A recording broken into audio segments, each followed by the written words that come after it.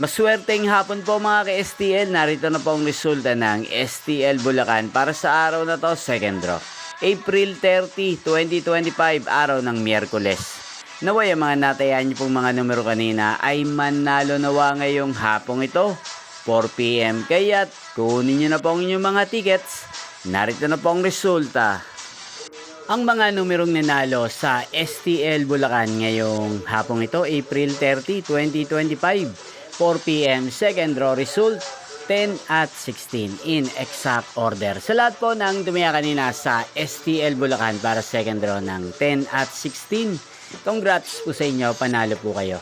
Again, 10 at 16 in exact order.